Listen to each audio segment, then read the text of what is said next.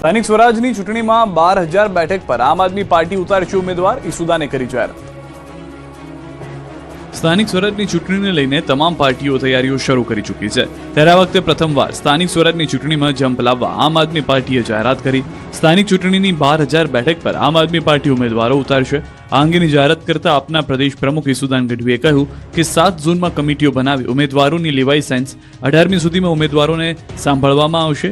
A, B, C ગ્રેડના ઉમેદવારો માટે કરાશે ચર્ચા, જે બાદ ટૂંક સમયમાં પહેલી યાદી જાહેર કરશે।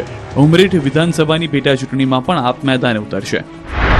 3 દિવસ માટે અમે સ્ક્રીનિંગ કરીશું ઉમેદવારોનું અને ત્યારબાદ ઉમેદવારોનું પહેલું લિસ્ટ ટૂંક સમયમાં અમે જાહેર કરીશું। એટલે ઉમરેઠ ચૂંટણીને લઈને અમે આગામી સમયમાં અમારું પ્રદેશ નેતૃત્વ અને રાષ્ટ્રીય નેતૃત્વ તરફ ચર્ચા કરી રહ્યું છે અને જે આગામી સમયમાં નિર્ણય થશે એ આપની સમક્ષ અમે મૂકીશું।